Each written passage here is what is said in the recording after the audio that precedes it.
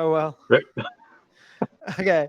Everyone say hello to Dashi. Here we are, guys. Woo! Okay. Around the Coinbase, episode 50.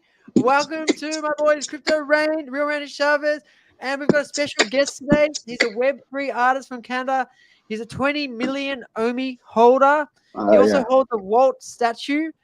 Please let me introduce Paul Lizzie, aka Crypto Wolf, Montreal. Woo! Yeah, party time. I am so blessed to be with you guys. I've been watching you guys for like months and months and months. It's insane. It's surreal for me right now. So thank you. Awesome. No worries. It's great to have you on here. And now, just before we came live, you started to tell us your story about how you found VeVe. Oh yeah. A little quickly, I was playing for a bat mitzvah. I'm a musician, so they booked me for gigs here in Canada, Montreal. And I saw these 13, 14-year-olds kind of showing off their Spider-Mans, their Batmans. I'm like, what is that? What are you guys doing? And they're like, oh, it's this app called VeVe. And they were showing me Augmented. I'm like, okay, I got to check this out. What's going on? And then I even heard BitBoy talk about it after a while. It was like kind of everywhere. But I saw kids, 13-year-old, like at a bat mitzvah. They were showing each other their stuff. It was insane. So did you like straight away download the app and oh yeah. No, I'm a computer science graduate. I'm a geek. So yeah, that's 100%. And then I said, okay, I'm getting some OMI and see you later. Like I'm a crab compared to you guys, but like still I made a decent killing in the 2021 bull run. So I'm like super, super stoked. I'm very happy that I found OMI. Awesome. Yeah. So you hold other cryptos as well now? Oh yeah. Well, I was always stacking Ethereum since 2017. Stacking. Nice. It was pretty cheap. It was pretty cheap back then. But I didn't take it serious. I just whatever, $20, $50. Because I was still like, okay, is this real? I have family in the UK in London, and he's a Bitcoin. He just bought a 1.8 million pound home off of Bitcoin. He used to play online poker and just bought Bitcoin off a website to get more chips. This was like in 20, I forgot. Way back. Yeah, something like that. Then he goes, Paul, get Bitcoin. This is 2017. Paul, get Bitcoin. And he gave me 0.003 Bitcoin. It was like $50. And I was like, it hit $3,000 in the bull run. It's hilarious. I'm like, ugh. But anyways, I was stacking ETH. And then long story short, in 2021, Elon Musk tweets, I want a Shiba Inu. COVID time. So don't I buy 15 billion Shiba Inu in January of 2021? Doesn't it go to $800,000 by May? Oh wow! Cash out. Nice I thought it wasn't real. I'm like, it was just on Uniswap. It was nowhere else. And I'm like, this is not real. This is not real. It doesn't make sense. It was like a video game. It was like a video game. Did you cash out? 500 to actually 600. Uniswap fees were 80 grand. It was per billion. It cost me $7,000 per billion. So I did that 15 times. But every time I did it, I swear to God, I thought it wasn't going to work. So when I did it, I'm still getting goosebumps. It's like, oh, you have 20 Ethereum. I basically, at that point was at close to 5,000 Canadian, the Ethereum. So I had about 70 Ethereum. And that's it. That's awesome. Here I am. That's amazing, man. That's so cool. Yeah, I have to kiss Elon. And I have to punch Vitalik for donating Shiba to India. That's what caused the crash. Yeah. Oh, is it? Is that what caused the crash? Because they just sold it. They got in there. Well, they gave him a whole bunch of Shiba to like, and he's like, well, what's this? And he's like, I'm going to donate it all. And it dumped. But if I kept it till September, it would have been a 1.7 million payout. Because it skyrocketed. Running, yeah. I watched that one. Like it was last bull run was insane to watch, and to think now we all know what's coming now, and we're coming towards the next run. Like, are you guys all pumped up? Like, I'm super excited. I could talk for eons. You guys go ahead. Oh, that's cool. Real yet. Are you all in, Paul? Like, are you all in crypto and NFT? I took a bit out. I gave like 1 ETH to my mom. I gave 3-4 ETH to my wife, and I just said, you know what, I'm gonna keep the rest in stable coins. Then everything dropped, and so I'm all ETH. And then I said, okay, I'm just gonna buy a bunch of OMI because I got it at a low. So it's like, so I'm sitting on about 20 million. That's it. And I got a Walt. It's nothing compared to you guys. Like again, I'm just kind of like. I'm a geek at it, but I know I had so much time during COVID to research this stuff, and I'm a computer science guy. Like I love this stuff. It's the tech, and It's amazing. I love it. That's So, why I launched Paul, it. at Yeah. what price were you buying Omi? Oh, the 006. Well, I'm talking Canadian. I should talk US, but 006. It was even 001 when it was at 001. So it's like I've been just stacking since like January. That's Nice. it. That's it. So, and I was lucky to get a Walt on the drop that day. I still remember that October Oh, day. I remember that day. Oh, you got on the drop. Nice. I got it on my. I was still working a corporate job, and I said, let me try to get it, and I actually got it on their internet. I don't even know how I did it on a Galaxy Note 20. I actually got it, so it's crazy. Yeah. Yeah, I got the Bart Simpson one. Oh, cool. I think that's the only one I got on the drop. But I tried every day. It was a pretty glitchy. I don't know if you guys remember the first couple of days. I It, didn't like, get any fully- drop that week. It fully died like the first two. Did you get any, Randy? Did you say? No, I did not get any drop that entire week. I was That's very crazy because you're in bummed US about as well. Like I'm lucky I got one then.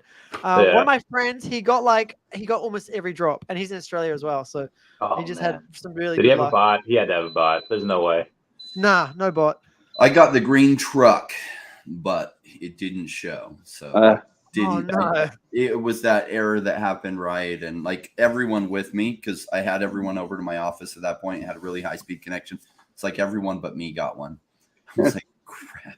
Damn. Okay, so Randy, you're in New York. Crypto, Rain, where are you from? Where are you at? Somewhere between North America. In Australia, right? I Okay, did I'm in live in Australia, yeah. Montreal I've been there. a All number over of the years place. ago, but it's been a long time. Yeah. No, I've been Cool. there. New York, I actually performed at Times Square. I did this crazy thing on buckets. And to do I shot a music video there, and the police right away stopped me, like because I was doing this kind of like this bucket, because I drum and I sing. That's my branding. And I was in the middle of Times Square just before COVID started, and they're like, it's like, you got to stop. It sounds like gunshots. You got to stop. You can't play. Oh no. Oh, jeez. It sounds like So, yeah, gunshots. Do you want to tell the audience here about your YouTube channel as well? Oh yeah, I released a song called Drum Lovin'. It was like a Mad Max inspired video. It's like aliens wrapped in saran wrap, CGI moons, slaves. I bought a truck for $3,000. I threw it into the ground. It looked like a desert, and and that went it went viral on YouTube, and I started to tour the world. I went to Australia 3 times. I played at the Carter in Sydney. I don't know if you know the Carter. It's downtown Sydney. Anyways, it's like a cool, dope club. And then New York, I tried to penetrate, but it's so difficult. I have cousins there too, and they're like, "Yo, we can't help you." It's like it's impossible. New York. It's impossible. Cool. Well, for Well, musicians. I've linked your YouTube channel down below. So if anyone wants to check out Paul Lizzie's YouTube channel and his cool video clip Yeah. or clips, you got more than one, I Some think. videos. We were talking about him before you jumped on. Jordan and I were, he told me you were coming on, so I checked out your stuff. And it was fun, right? You playing the drums in the back of that truck. I really liked that video. Yeah, it's cool. That was like music videos, and you brought lots of hot girls in there. I was like, I have no choice. Videos, they have to be hot, and they were. I have no choice. And you know what's funny? Because of VeVe, I started to do the augmented reality thing, because these NFTs, I actually used WebAR. Again, I was just programming stuff, and I started to make these NFTs. You can actually see them it's all because of VeVe. And I had a t-shirt. They had a QR code and printed on a t-shirt. You can scan it, whatever, like augmented reality clothing. And that guy, the printing press, I said, yeah, I want to do augmented reality stuff. And I want to, goes, oh, it's really cool. Can I show you something? He takes out his phone. Doesn't he show me his, it was Astro Boy in augmented reality on VR. I'm like, Astro Boy, why? Do you have VeVe too? He goes, yeah, I had so many waltz. I go, are you joking me? You're the first human that I know, that I meet in real life, that knows, like, that's a real adult, that's logical, that's not a child. I'm like, you have it? He goes, yeah, that was amazing. But he goes, don't let go of the wall. Don't let go of it. He goes, I regret letting go of it. I sold it he goes, for $11,000 or something. It sold it. I'm like, I can't believe you exist. This is like, I'm on the corner of First Avenue and First Avenue, like Seinfeld episode. Like, it was weird to meet another human being. It is weird how many people actually know about VeVe. I'm in Australia here, and crypto's not like, it's pretty big here roughly, but NFTs are much smaller, much smaller. hardly anyone knows about. But I've actually spoken to just random people. Like I've got a neighbor up the road. He knew what VeVe was. One of his coworkers wouldn't shut up about it. So like Wow. I've met some people in real life that already knew about VeVe before I told them. So it's pretty cool that Yeah. there is enough people that are interested in it. And like we know we've got a lot of users. There's just a lot of inactive users, I think, at the moment. And next time the market starts to go up again, I'm sure a lot of those users will come back. How's the sentiment, Randy, in New York for NFTs? Because I follow some influencers that are going to the Adidas store and they're going augmented reality, RTFK. They're doing all this stuff with it. Like it's starting to, and they're teenagers. Like, what's the sentiment there? Like, in the city, yeah, typically on the coast, that's what you really get in the high tech areas. Whether it's Miami or over in Silicon Valley, over in Cali, but yeah, on the coast and in big cities, it's usually people are a lot more agreeable. I mean, I'm a little biased. I've been trying to view it from an outside point of view, but I've been in New York most of my life. Anything and everything exists in New York.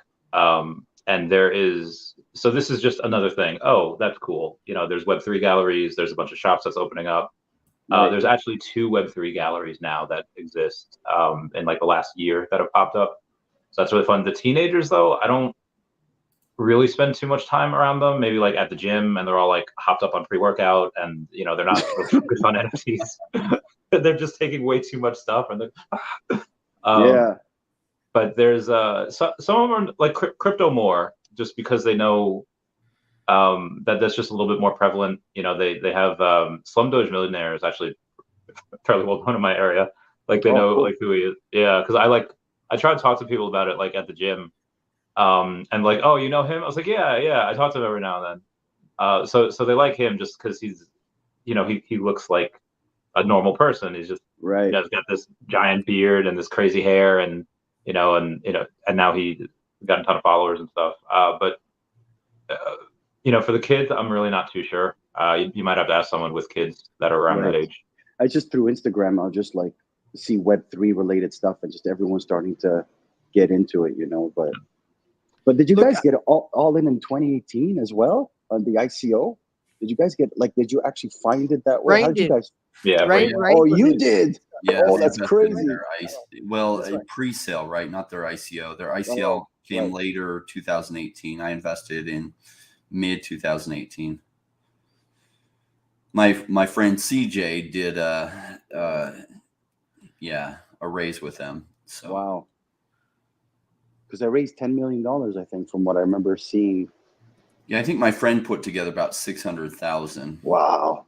Yeah. Not a lot of money to start a company though. Like it's not a huge amount, and especially for the licenses that they got. Yeah, they've done so much with so little, right? And that's they use their money really well, but it was pretty shaky there through that first bear market, and they survived that. And now, like, people are like, oh, Ecomi's dead or VeVe's dead. And it's like, you don't know what you're talking about. Like 4 years ago, that was a risk that it might not survive. And if their VeVe app hadn't got the traction it did, it probably would have crashed and burned. Yet, that's not what happened. And then they since lined up the biggest IP in the space. Like, their app is thriving. Their community is vibrant. Have they made some mistakes? Every company makes mistakes. Even when they're 70 years in the business, you just hope that they don't make mistakes they can't survive from. And I haven't seen a mistake that they can't survive from. So I'm super bullish on where it's going, what it's doing. And like the FUD is just naive new people that don't know what they're talking about, most of it. I agree. Yeah. Do you guys see, was it VeVe Whale Watch or something? Was that the one who made that FUD post? Oh, yeah. Gonna do the SEC. The Omi Watcher, I think. Omi Watcher. Was it Amy Watcher? Yeah, Omi Watcher. Well, I heard Patient Hodler said that he's taken it down now. So he did a really good video. Really good video. He did. I saw it this morning, actually. Yeah. Yeah, it was awesome. What I like about Patient Hodler is like he's an informed skeptic. Like he's from Germany and they're skeptical of like everything. And I like the arguments he makes because they're founded on concerns. The emotional arguments that people are just like mad because it's delayed. Well, welcome to the world of technology. Right. Everything is delayed. And do you remember what Facebook looked like when it first started? Do you remember MySpace? Yeah. what it looked like. Yeah. It was garbage. So, and I'm not crazy. saying that VeVe's garbage. I'm just saying that it was so like Different. It goes through an something brand new. evolution, right? Yeah. Like, yeah. Axie Infinity, it was something I invested in early that did tremendous. And there were like 4 points that I was really concerned it wasn't going to make it another couple months. And yet it became one of the biggest things in crypto. And so when people are like scared that Ecomi's going to fail at this point, it's like their trajectory is so good. It would take them like running into the moon to mess things up. Yeah. Like it could happen. No company is infallible. Just their trajectory is amazing. I think people, it's because in crypto, you got to learn that the team is important. Their project is important. They're like founders of this new movement. And people don't understand that, first of all, they're creating a whole brand new thing. It doesn't even exist what they're doing. It doesn't even exist. And gamification coming, like that's like if they actually pull that off, it's going to be insane. It's not overnight. I'm a computer science graduate. It takes so long to just, and they're from New Zealand. It's not like they're like at Harvard, with guys taking shots like Facebook and they're trying to code faster than each other. Come on, guys. You know what I mean? Like, come on. They actually did what they were supposed to do, and they're here to stay. People, I think it's like tough love. I think we love it so much that it's like almost like a strict dad or like a sports team that you love so much, and when they lose, you literally will boo them to death. But if they win, you're gonna, make them gods. I think that's what it is. There's so much love that's what, and also community is so important. That's why I love it too. The community is so dope. You guys are amazing because you guys are keeping it alive. You're keeping it alive just by post. Randy, every time you post, I feel like okay, let's go. Like it's like Yeah, when I baby. watch, it's like, you know what I mean? And it's rare to find these communities. It doesn't exist, so it's cool. Yeah, it's crazy. You're right that it doesn't exist like this, because think about the number of people that have kind of taken up the banner and carried it with getting no compensation whatsoever. And how many projects are there in the crypto space that have that, right? Yeah. So to get people like Randy, Jordan created this, Doctor of Stuff, who mostly talks about VeVe, Ecomi. You have Mr. MC1E, like that guy has an amazing business background. And some of the other people that have amazing channels, there's like 24 really good ones. And in the whole of the crypto space, how many projects have created that type of family? Not very many. Very rare. That's exactly what I was going to say. Like I'm big into crypto, right? You guys all know this. Like I watch so many crypto videos. It's ridiculous. And I've done this for like years and years, right? Pretty much since 2018. And there's not really many communities that have that many dedicated, I don't know, we call them content creators that just curate to like VeVe and Omi. Like there's not many like that. I'd say on Cardano's side, there might be a few. Maybe that's probably the closest as a comparison, but there's not many others. Most of them, they talk about all sorts of projects, right? There's no faces.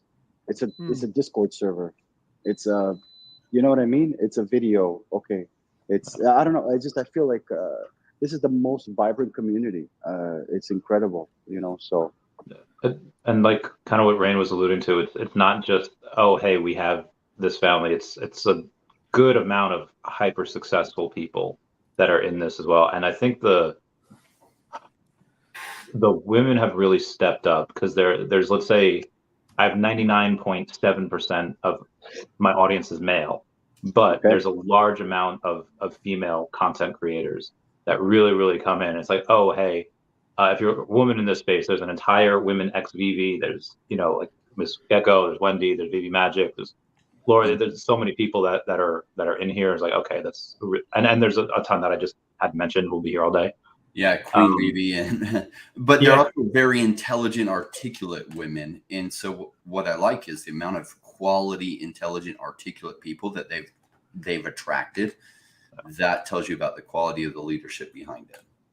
And that's something else that Paul was mentioning, saying like, oh, hey, we're not these guys at Harvard that, taking shots to code faster. As the company grows and people are impressed with what they did with what they have, you'll get a lot more talent. So that's something they're kind of answering this year. They have Mitch and Nestor as the new people that are kind of help taking VeVe to the promised land. But but now that you have some legs to stand on, there's the leaders in the space, you're going to have some people that are like, oh, hey, I want to work with these guys. This, I just want to work with this IP.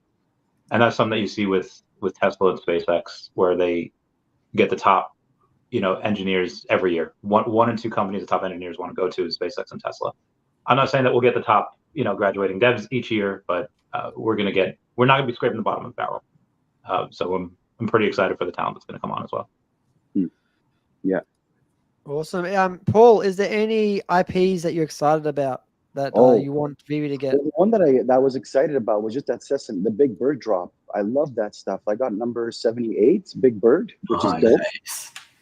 Super cool. And people are not buying. I'm like, what's wrong with you guys? I get upset. What's wrong with you guys? Like in 5 years, like I show my daughter, I have a daughter, and I show her she goes, Daddy, can I see the pictures, see if there's new ones that came out? And she's literally like pressing and tapping, and I take pictures of her with all the augmented. Like, I think that generation's gonna really understand it. It's almost like those days of the kids, like that they have to no more books, that they're used to doing that. Well, VeVe is kind of like that. The next generation's gonna be all it's like digital toys, right? And they haven't really stepped into digital toys as much as they can yet. For sure, VeVe, if they wanted, they could make them a little bit more interactive than they are.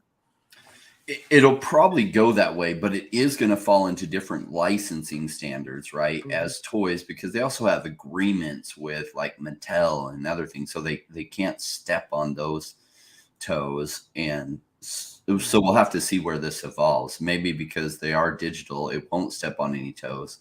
And it's just the physicals that, like, who's some of the other big makers? There's like Mattel and I don't remember, Hasbro and a few others. Yeah, I really want Hasbro. I want my Transformers. I want my Little Pony. Oh my God, Transformers. Yeah, it's over. Transformers, you got me. My Little Pony.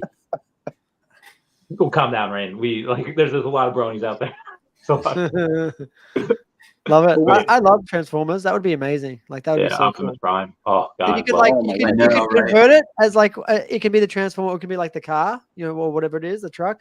It can, and you can like keep it in either form. That would be like a really cool functionality of it as well. Imagine you could arrange the Constructicons, right? And you could put them on there, and then you could press them, and they would go into each other.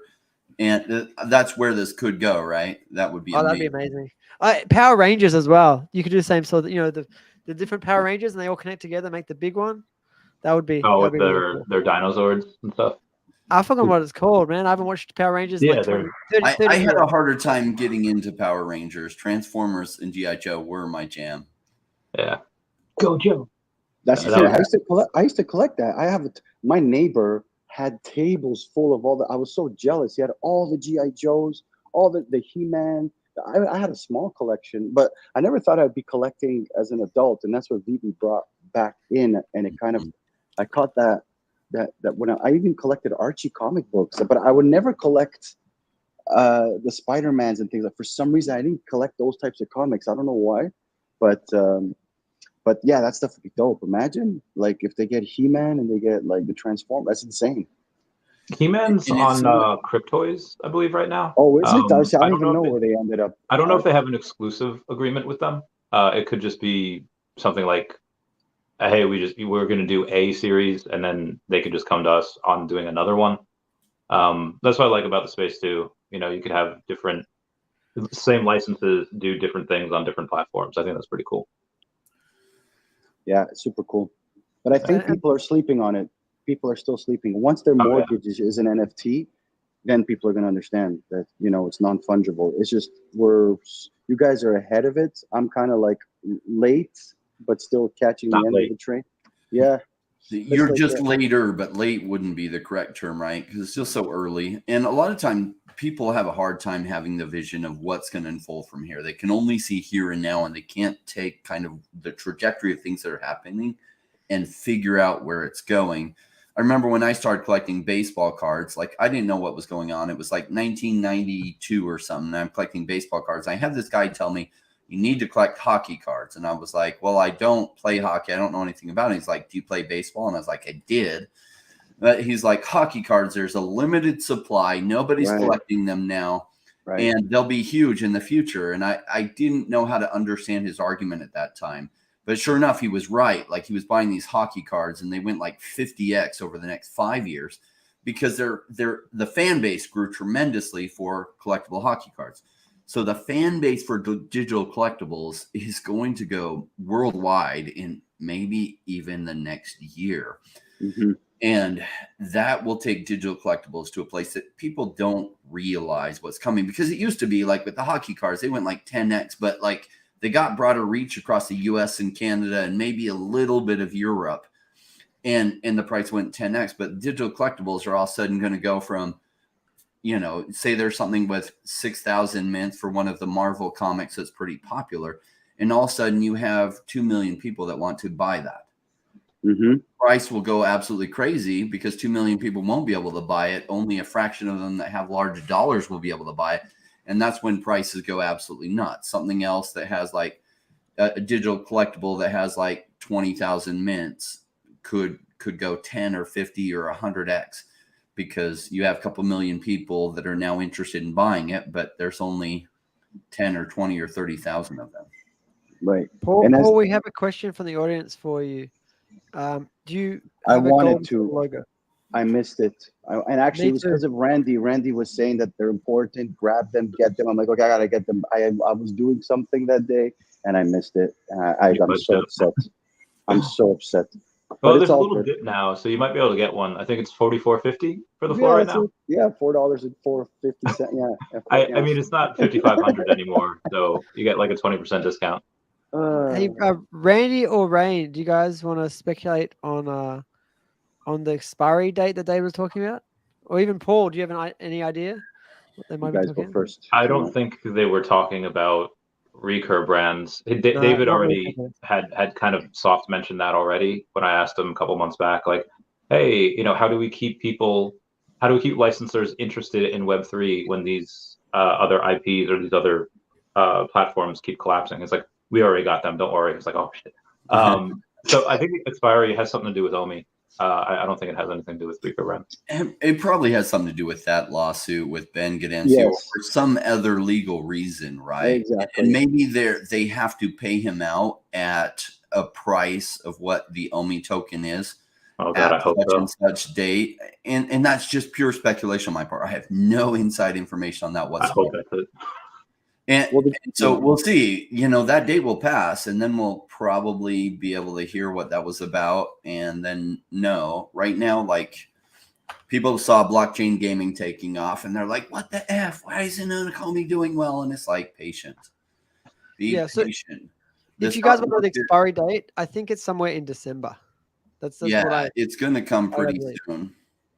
But if you think about it, like, what did Warren Buffett say about the stock market? The stock market is a vehicle that changes hands from the impatient to the patient. Well, the crypto market is even more severe that way, in that it changes hands from the impatient to the patient. Now, in stocks, for your money to like double, sometimes it'll take you 7 years if the stock is doing pretty well. In the crypto space, it's like in 4 years, you can go through one full market cycle. In 8 years, you can go through 2. And if you aren't rich in 8 years, you are not doing it right. And there are a lot of people who don't do it right. But if you are doing it right, in 8 years, there's no reason you aren't crazily wealthy in the next 8 years. But you do have to be patient, and you have to let these things play out, because I know some people that have been in the space since I got in 2017, and they have not made meaningful money because they are doing it all wrong. But when you do this right, like in one cycle, you can make retirement money. In 2 cycles, you can make life-changing wealth money. Leave a legacy. Paul, we want Jason wants to know about your displays. Oh, it's hilarious. I don't want to bore you guys, but I'm currently at Casa Crypto. They want to become like the Apple Mac store for anything crypto. So if your phone dunks in water and you need to save your wallets or exchange, or if you want to buy Bitcoin, there's someone there actually buying Bitcoin as we speak right now. That's so cool. It's the first Bitcoin. It's the first, like, because here we you'd have to go to like an InstaCheck or a MoneyGram place with like a weird Asian person in the front kind of serving you. And it's like in the back, some weird Russian guy gives you cash for Bitcoin. So this is actually the first real legit place where you can safely take minimum of $1,000. You deposit it, you buy it, you get your wallets, and literally they're making purchases. But what's behind me is my NFTs. I did it in the likeness of like Bored Apes, kind of, like with the puke and like the face and stuff. That's and so cool. Is that rainbow puke?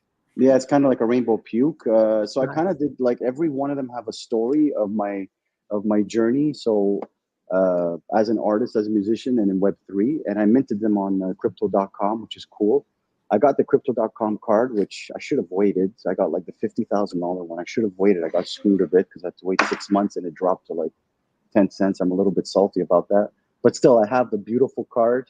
I invested in Crow for that. But anyway, so I have like a collection there.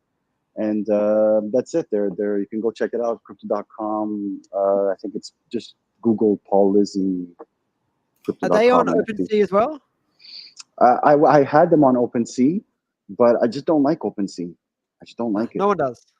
No one likes it. No, they Cool. were, yeah. I'm mad. Randy, Yeah, we got a no. question for you here. There's that Richard Hart video. He's trying to save you from $1 million loss and he calls Omi a scam. This guy's asking. Yeah, so we it still playing was like a year and a half, maybe 2 years ago. He was hosting a space with someone that I knew, and somebody had asked him a question about like outside of Hex, what are some things that you would maybe go and invest in if it weren't your own token? And he said none. He's like, well, maybe Bitcoin if I was like, a gun to my head if I had to choose something else. Yeah. But he's like, unless I helped create it, I would never invest in anything else. I was like, well, what about the So the guy that I knew let me on. Like, what about the emergence of gaming tokens or et cetera, et cetera? You have big IP like Disney getting in. They attach themselves to VeVe, which has their OMI token. And I forget what I said after, and it kind of cuts me off. And it's like, well, listen, Disney's going to rug, and that's going to rug, and you're going to lose your money, and everyone's going to lose their money. And I was like, I feel like someone like Disney, that happens to have, been around for almost 100 years, worth like $250 billion, however much they are, probably not going to rug. And then he's just like, he said something condescending, and he's like, well, watch it, you're going to rug, or they're going to rug. So obviously he just had no idea what he was talking about. Really just wanted to kind of prop up Hex. And I think that's been down about 99%. Hasn't he been to court for his tokens as well? Yeah, Pretty sure yeah. That's so funny. Called Anything, Omi a scam, and he's in trouble for doing scams. if there's anything or that the SEC probably should go for, it probably should be him for that. Because there's a lot of forward-looking statements. I just feel like there's a lot of evidence towards that. Can you bring up the comment again? Just I want to see the yeah, it was just above this one. Yeah. Are we still buying Omi? I mean, I don't know about you guys. I'm still buying. I'll likely get 180 before the end of the year. I'm at 176 right now, so it was like $2,500 for the next 4 million. Shouldn't be that too hard. Shouldn't be that bad. But so I don't know about you guys. You getting towards that 200 million mark, Randy? I hope so. One day. If it drops a bit more, I'm gonna sell an ETH or two and just go heck with it and try to get to 30 million and go for a party at 3 cents. Now, Ray, do you want to take this one? Do you think that Ecomi will be on exchanges 2024, 2025? Also, was the best advice to endure all the FUD? Personally, I think Ecomi is on schedule and we are early before bull run. So, Evan, like the advice to not let them sway you is realize that if 95% of the people are saying something, that's probably the opposite of what you should be doing. So Richard Hart calling Omi a scam from the previous thing, like, come on.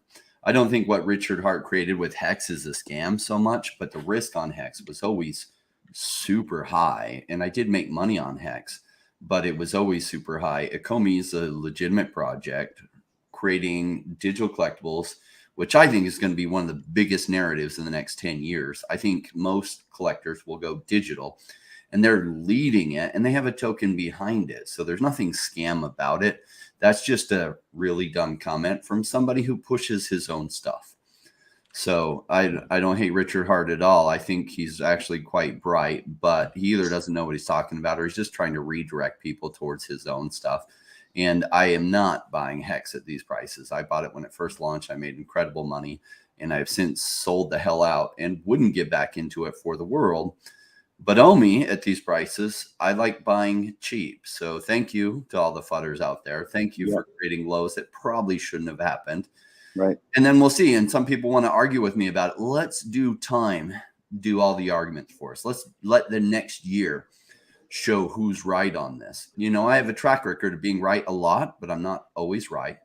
Yes, I made life-changing wealth over the past 6 years. Great. I made some mistakes too. And maybe Omi's one of them. I really doubt it is, but we'll know in 12 to 18 months who's right and who's wrong. So anyone who wants to argue with me, great. Not only tell me that you think Omi's going to go down, but tell me what 2 projects you think are going to outperform it. We'll just see. Awesome. Thanks, Ray. Randy, VeVe Magic just wanted to say she thought the argument was very unfair, not letting you speak, learn anything about the token. Basically, you just want to be the loudest voice in the room. 100%. Yeah, agreed. And yeah, there's really not much to add to that. Just agreed. So I, at the end of the day, I was like, listen, this guy, some people were messaging me about that too. That was like, you know, you should apologize. This is a really powerful man. And I was like, no, I'm not apologizing. They're like, I didn't do anything wrong. Because like I like blocked him afterwards. Like even if he did want to do something, like let's say that was just like, hey, that was just business. Like let's say he messaged me like, hey, that was just business. You know, let me learn about this. Maybe I probably should have, you know, at that point, listened. Again, he didn't do that, but just if. But I wouldn't want to go and do business with someone that's like that. So I was like, all right, I just blocked them, and then that was it. I haven't really thought of him unless someone else brings them up. You know what I like about this space, about Omi and all this stuff? It's because as a musician and also a computer science geek nerd, I kind of live in the future. I've always said that. So it's like, I feel like I'm in the future with you guys. That's what I feel. So a lot of people they don't understand the trajectory. Like in 2000, I think they were doing tests on, hey, could you stay home for 30 days and order your food and live your life normally? Like, but be like, I think there was like some sort of weird, I remember there was some weird thing that they had done when I was young to prove that you can order everything online and survive on the internet. And here we are in 2025. I just got my Walmart order of food, you know, delivered to me through Uber Eats, you know, so it's like, it's going to take a generation. So that's why I feel like we're in the future. And a lot of people, it's the people that are in it that are fighting, and it's just people that just, like they said, loudest voice in the room. You know, people that want to make money, you know, it's all about that. It's not about a vision, because you need to have a team. You need to have a product, like they've, you know, so yeah, that's it. Yeah, I like that you said that about the future. I think this is a very disruptive company. And I think Rain even had it on one of his YouTube shorts earlier this week, where he's like, this is why VeVe is great and talking about digital collecting. Because when I had a bunch of clients in the Pokemon business, as Rain alluded to in his video, at some point, every physical collector runs out of room, or they don't have as much room as they would like. And this solves that so easily. And there's a little bit of misconception now that there's some people that they buy something digital, whether it's like a video game, they buy a digital copy or whatever. And then I don't know what game this happened to, but like the company like went under, and like suddenly their game no longer worked. It's like, see, this is why you need physical copies, this is why digital. And I get that's just that one aspect. But as soon as people kind of learn what the blockchain is, which shouldn't be too hard as it's going to be everywhere, that's when I think it'll finally click. And then, you know, that's when a lot of people start getting in. What do you guys think about this thing I saw in the news about Apple being sued for restricting the tech because of all their red tape with using crypto and things? I looked into it, like what, like there's some sort of like civil lawsuit. I forget what it was. I didn't have time. I skimmed it over, but it was like a couple of days ago where they're going after Apple, saying let go, like let the tech flourish. And that's good for AMP, Omi. It's all good for all these guys that are like, that needs to be applications and, or, you know, that are working. What do you guys think about that? Like, what's the... They've done that something similar in Europe. They got rid of the iPhone charger connection, and they made them use USB-C. So it's more universal. So like Apple gets, I think, like taken a call all the time for their, you know, monopolistic practices. So I think this is just another one of those cases. And eventually, like, we want to be able to buy and sell things, or like have crypto in the Apple Store, and there's a whole bunch of things that we need to be able to do just to have a bit more freedom, because they've got their walled garden for everything in terms of Apple. So I think it's another one of those sort of cases. But I haven't heard of the one you're specifically talking about. I just read it. I just saw it. So it was something maybe I could have brought up that you guys could have clarified. But I'm usually pretty up to date with the tech stuff, but I haven't heard of that one. Yeah. Rain or Randy, you guys heard about it? It'd have to be more specific. I'm not sure. The only thing I think that was close is maybe like the 30% fees that they charge. Something like that. That they're like stifling tech, and it's that's hurting part crypto. Yeah. And there's some sort of lawsuit that was launched against them just recently. Do you know who's leading it? That's what I was going to ask you guys, but I'm just going to Google it. Apple sued for blocking crypto tech for P2P payments. Apple under fire for blocking crypto tech. This is like 7 days ago. It's a lawsuit. Payment processors to restrict crypto tools that threaten commissions and dominance. So who it is?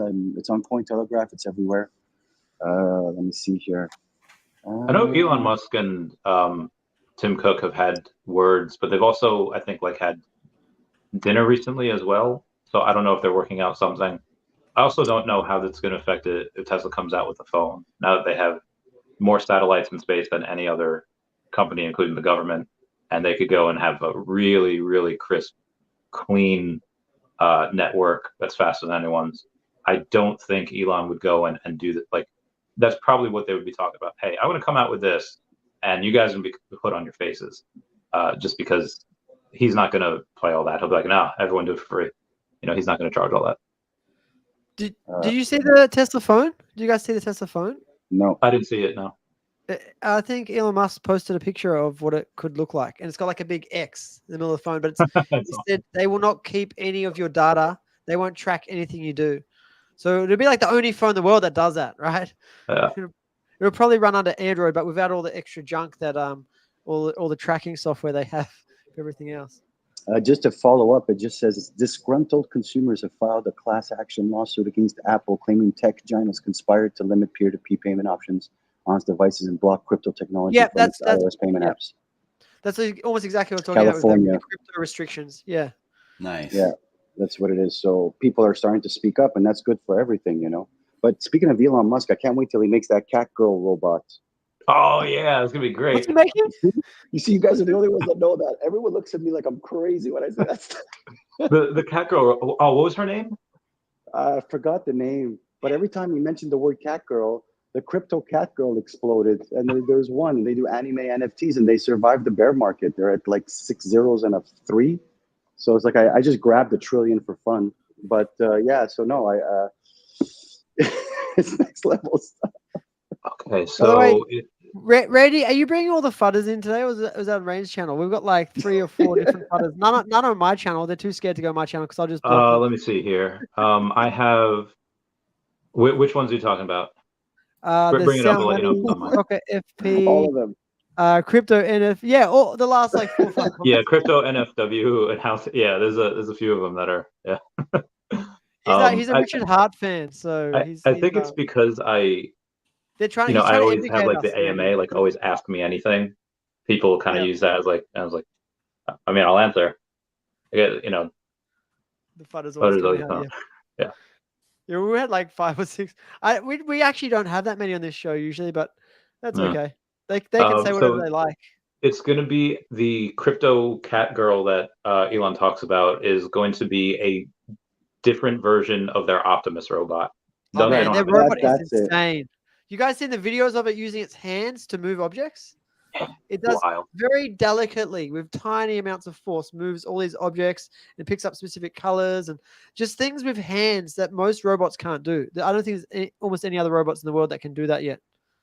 That's amazing. And that's just they've only been working on it for 1 or 2 years now, not a long time, and it's come a long way because they had to custom design all these different motors and actuators and everything because they couldn't buy off the shelf basically hardware that would work for what they want to do. Right. It's gonna be awesome. I'm excited for the Tesla phone. Can you imagine if he comes out with that in the next year and a half with better privacy and better things? Like literally Apple will get like punched in the nuts, and so will a lot of literally they will take over. Because I'll be getting one. I won't get one like the first round of them. I just want to make sure that they get the bugs worked out and stuff. Maybe I'm a little bit burned with like Microsoft and how they always release something, and I wait for like 6 months or a year to get it because it has like 50 million bugs in it. But and maybe Teslas won't. So I usually like to wait a little bit, but I would love a Tesla phone. Yeah. I love the Tesla truck. I love that truck thing. Yeah. Oh, Randy's got 2 on order. Randy's got 2 on Can't order. wait. Paul, you gonna buy one? There was just a sighting in Montreal of a Tesla truck. Someone was driving it a couple of days ago, but no, they don't exist. So no, I'm just waiting for the bull run. I'm just chilling out at the moment. Just chilling. Then I'll see. Because Randy has 2 on order, so you can probably buy one off him. Hilarious. I might sell one. It depends on when they get here, though. They might start end of this year, like next month, or after stuff, or they might start in Q1 next year. And this is why I have no issue when VeVe is sometimes delayed on a couple things, because they announced the Cybertruck in 2019, said, oh yeah, they'll come out in Q4 of 2020. 3 years later, so I think Rudy. Name Coast from VeVe, he messaged me the other day. He's like, hey, I saw a Cybertruck out on the road. I was like, what? Oh, this is awesome. So I can't wait. Super excited. Should we address some of this FUD? AKA Bones. Sure. At least he's asking in a good way, right? And so then it's questionable. I can show some things, like maybe he's just new and doesn't realize market cycles and how things play out. Seems like a legitimate question. If Randy or Jordan, you'll show my screen and go into it. So this is a project called Cetus, and it launched, and look at this. Oh my gosh, this is absolutely terrible. Look at that. Oh, what a fucking terrible team. They're so horrible. Or it's just a fucking bear market. And that's what happens in a bear market, because then all of a sudden blockchain gaming space comes into the narrative. Nothing that Cetus did. All they did was keep working. The team's good. They've made some mistakes like every other team. And then blockchain gaming comes in the narrative, and oh hell, what is this? It's not dead. And guess what? All these people were saying sell Cetus at the bottom. Oh my gosh, they're not doing enough, blah, blah, blah. And then all of a sudden it goes crazy. So feel free to sell on me right now. Feel free to sell and leave. In fact, one other guy, he's just sure that Omi, he's like, literally sell the bottom. His advice in there, sell and roll into something. What? Roll into something that just 10x? Yeah, roll it into Cetus. Sell the bottom of Omi. Roll it into Cetus that just 10x because it's exciting. That's the type of advice I see all the time. And this is why 95% of people do not make money in crypto, because they just don't know any different. This is what their emotions tell them to do. And they follow their emotions. They get wrecked, and then they think crypto sucks. Where the more calculated people see this kind of pump and they're like, wow, Cetus, that's fantastic. I was buying it here. I'm going to take some profits and I'm going to roll it into something like, not Myria here, but let me pull up Omi here. Yeah, Omi, yeah. Omi is low. So what, cool. That's fantastic. This is what I call a buy zone. This is the kind of zone that people like sound money think, oh, take the L on Omi and diversify into other projects with solid fundamentals and founders. Well, personally feel like Ecomi is one of the most solid projects with solid founders and fundamentals. So this is what I'm buying. I'm still waiting, sound money, for your 2 picks to see how they perform against Omi for the coming year. I did notice you hadn't put that in. And that's okay, because you don't actually have to want to suggest something, because in 1 to 2 years, we're going to know if Rain or you were right, and you don't want to put a stake in the ground. It's easy to FUD, but what are you going to call it this price? So Omi just hit near lows. So it's at the bottom. The climb is probably going to be massive. So you better pick something really good, because your chance of winning this are really low. And you might just be new enough that you don't understand how low your chances are. That's okay. I mean, I've only been in crypto for 6 years and investing for 20 years prior. Maybe you've even got more experience than that. And I'm just a kid compared to your experience. Right. And I would love to be wrong. If you're that smart, I want to hear more from you, please. There's over the last couple months, when people would go and challenge me, it's like, oh, Ecomi's never going to do anything. It's done. The team has washed their hands of it. I was going to say, okay, well, let's get an escrow. Someone that we both trust. Someone that's big in the community, and I'll put 10 grand into an escrow account, and I'll bet you that OMI is X price by the end of 2024. Nobody does it. I had 2 people that we had bets last year, which is for exactly that, for the end of 2024. Everyone's quick to go and blame and FUD, but nobody wants to put their money where their mouth is. And if they don't have $10,000 to do that, you're likely not the person that anyone wants to be taking any type of fiduciary or financial reasoning from. So, you know, if they're willing to, I'd be like, okay, well, this person might have something to say. They might have some knowledge because of, whatever. But yeah, if you don't have that, it's not. I think you both are correct. Crypto Rain. I think it's also just because I was in that phase, that newbie phase, where the euphoria of the high, sell it here because there's something going on there, and then you get wrecked, and then all this stuff. So like, I totally get it. They're just kind of like emotional about it. Only now I cooled off. Only now I understand what people are saying. Get in low, and take your profits high. I didn't. It was being repeated constantly, like not financial advice. I was like, why do people? It just was not connecting because we're not taught that in school. We're not taught these things, and so only now I've cooled off emotionally. That's why for me it's like OMI could be, and I saw, I think it was Danny the Bull, that he had done this elaborate Excel spreadsheet of like market capitalization and things like that, of where it could go and things like that, which was amazing. But then I actually sent him a question saying, I remember when VeChain was at like a couple of cents and it hit 30 cents. Like there's an X factor that we don't know about. That OMI, although yes, we understand that if it hits $10 billion, maybe it'll go to 1. I forget what it was, 2 cents. I forget what it said. But there's a certain X factor that is unexplainable, that when it changes hands so quickly, the price can just go like that on super incredible news, that you can take your Darth Vader sword and you can, or that Sith sword, and you can start fighting, and it's gonna go bonkers. Like that's what I think is gonna happen. So, but there's this X factor that I can't explain. That Crypto Rain, maybe you can explain that. I just see projects exploding. When Sandbox went from 50, 30, 20 cents to $8 or something, I forgot what it was. It's like, I don't know. It's like. So things run in narratives, right? Stories that people can understand on why this technology will change the world. But for the most part, a lot of people are just going about their daily lives, and they only get their attention peaked on something once major gains have already happened. And that's why green candles create bigger green candles.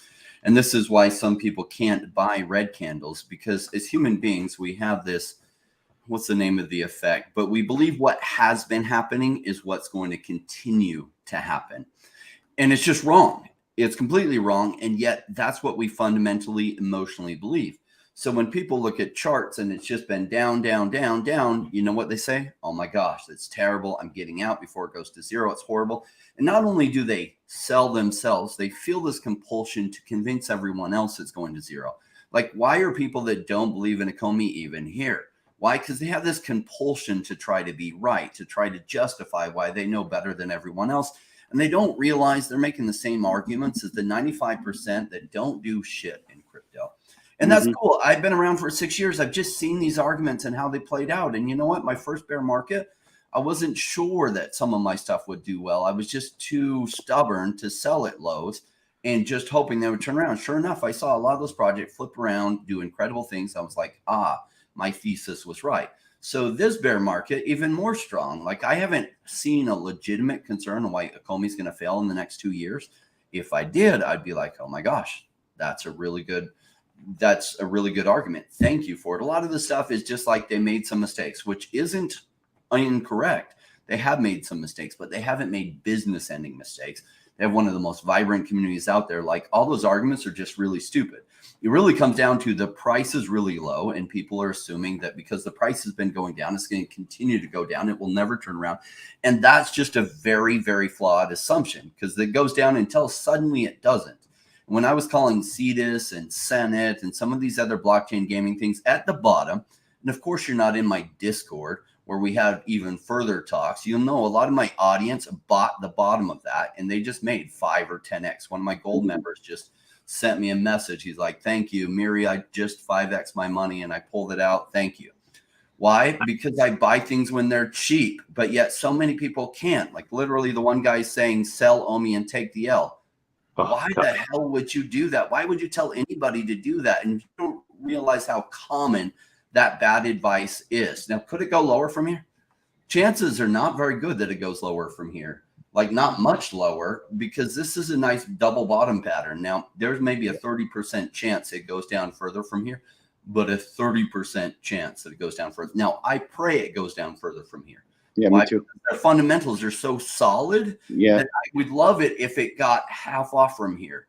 I wouldn't be complaining. Why? Because I'm still trying to add in more OMI. So that would be like Christmas coming early. Mm-hmm. And I would be selling, oh my gosh, it's gone down 50%. It's gotten even cheaper. I'd be like, hell yeah, let me buy some more.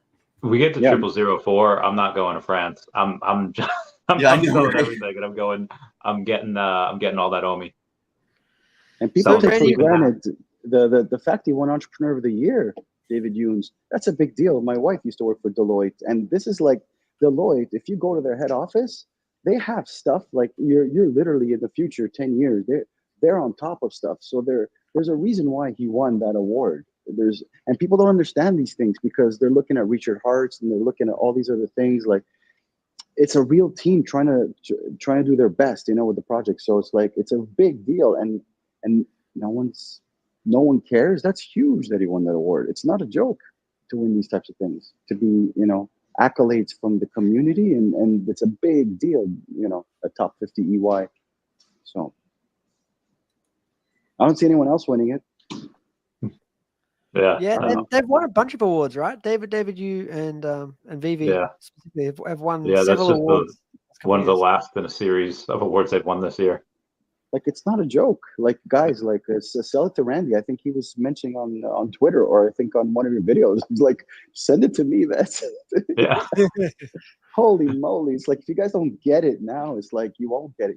You guys are the ones that are gonna make us rich because you're gonna ape in at 2 cents.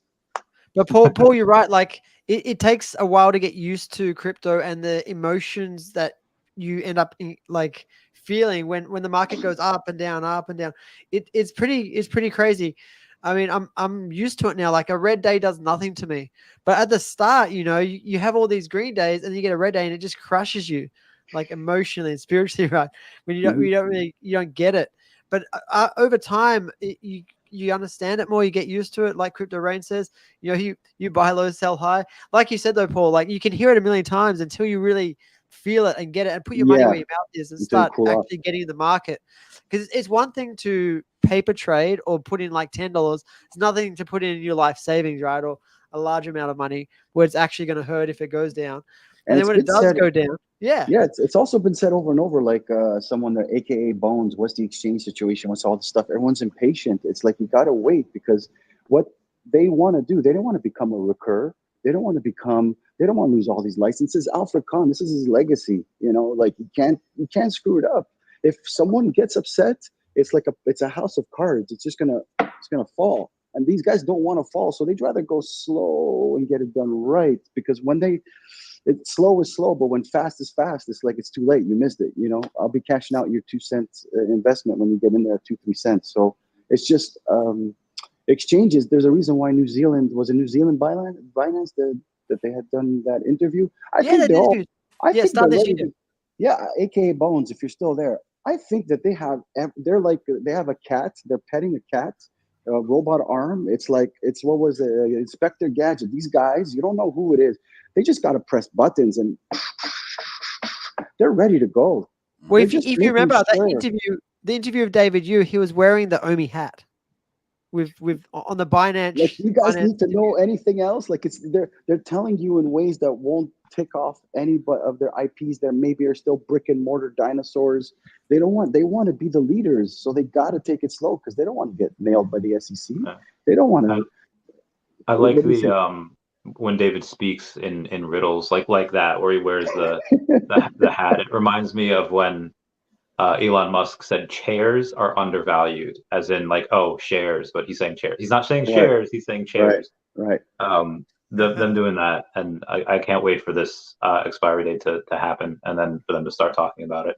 I'm so excited. There's a reason why Foster is in, because it's going to be too much to catch up to. And guys, the whole chat, you just got to be patient. And when it gets good, you're going to be like, oh my God, this was a gift. You're going to look back at these days and say, I should have just taken $1,000 and just, or whatever it was that you guys can do, just be patient, because I think that they're ready to go. It's just literally buttons. It's like pods, go. They just don't want to screw up, because once it's gone and then they lose something, oh my God, it's gonna fall apart. They need to be the leader. They need to take it slow. It's not, so. What Rain was talking about before was talking about business decisions. Hiring Foster, who's known as the Coin Wizard, as the Ecomi community manager, is one of the best things that they could have done.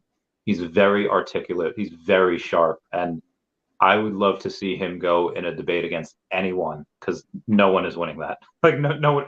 Foster's He's the one. Very level-headed. Very level-headed. He's such a Canadian. I can relate to him. I know many friends that are like him. He's so Canadian. I love it. He's hilarious. His articulation against Paul Barron's video, right, and like all, was amazing. And that's when I really got to know him. I was like, and the way he articulated and stuff was great, because Paul Barron was a big channel that like fudded at the previous bottom, and is like, we're out because the sentiment indicator, it's fallen off our sentiment indicator, and therefore it's dead. And it's like, it is a bear market. Like, do you think Axie Infinity was almost dead? And do you think that was a good time to buy or a good time to sell? Because according to Paul Barron, it's like, sell the bottom because the sentiment is low. Well, what do you think the sentiment is when you look back on the charts and everything was so cheap? Do you think the sentiment was high back then? No, it was at a low. So are you then advocating buy high and hope it goes higher? Because that's what most people try to do in crypto. Yeah, exactly. And that's why 95% don't do well. And so like, notice I did put Sound Money on timeout. And the reason I put him on timeout is he had ample options to throw in some suggestions of what 2 projects he thought was going to do well. He hasn't. He just continued to throw FUD in there. And I was like, well, look, I told him to put something out there that he can then be held accountable for over the coming year and a half, because those are discussions with people I'm interested in having. For all we know, Sound Money's a 14-year-old keyboard warrior. We don't know anything about his background. He probably Very doesn't. likely. And so like, I'm not interested in those type of discussions. Somebody who's going to say, you know what, I like these projects and here's why, and I think they'll do better over his timeline. Great. And then we'll let time do the heavy lifting for us, and we'll see who was right and who wasn't. Notice whenever we've had this kind of thing and we let fudders come in here and I say, put your 2 projects down, not one of them has done it. Why? Because they're not interested in a debate, and they're not interested in making a suggestion on something that they can then be held to. Mm-hmm.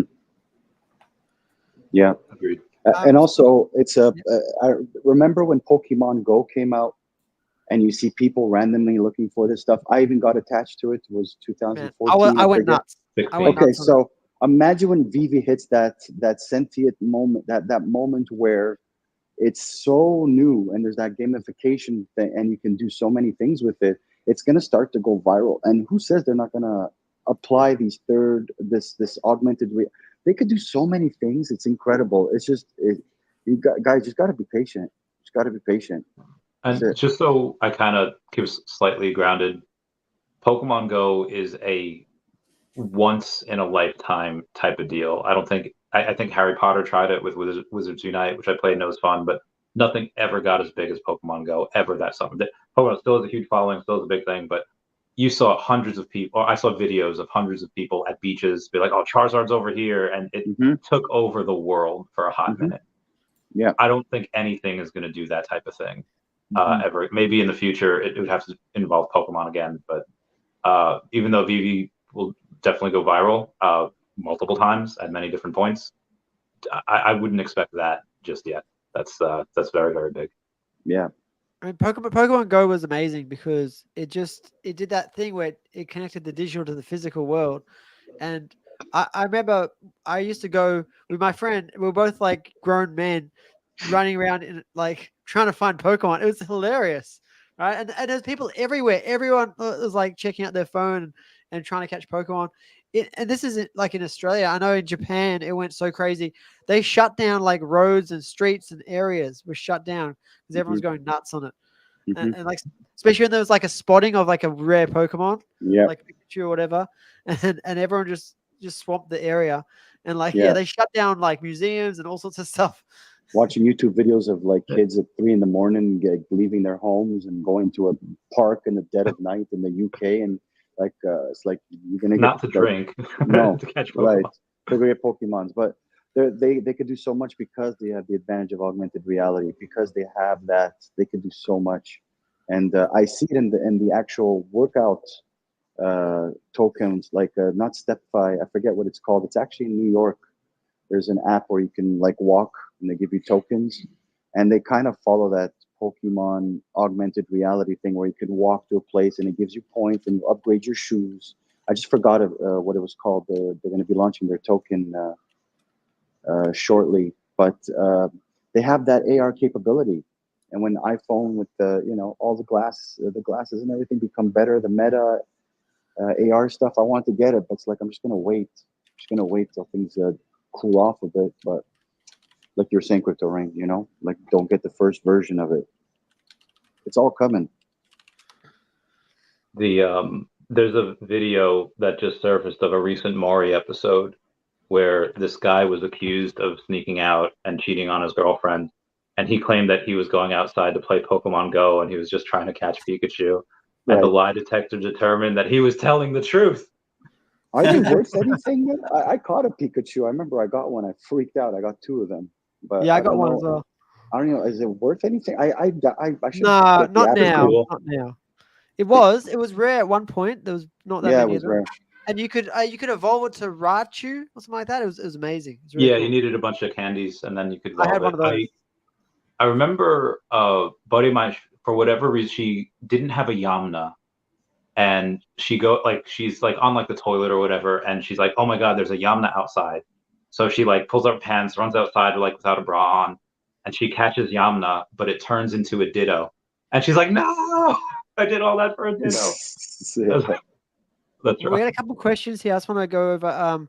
Philip, he says, Randy, do you know if they are announcing a big IP? Because as far as I know, they haven't mentioned anything about an IP at Crypto They XR. do have a big announcement. I don't know if they're going to announce it at Crypto XR. That'd be wild if they did. I thought it was more about I thought it was more about Omi. They just haven't mentioned it specifically. I mean, they're going to do both on there, and I think it will be more geared towards VeVe. I don't know how long they're speaking for, but yeah, they'll obviously be talking about mentioning Omi, but I don't know if they're planning to launch that big IP that weekend or announce it. Slider saying he lost some respect for Paul Barron. He did a video about Disney IP and everything. Did not mention VeVe. It's just clickbait. They just need to get their channel up to pay for that big beautiful death. I think his channel's dying. I think Paul Barron may not. I mean, we're getting to the bull run now, so he should be able to bring it back now during the bull run. His percentage of viewers per subscriber is very, very low. Interesting.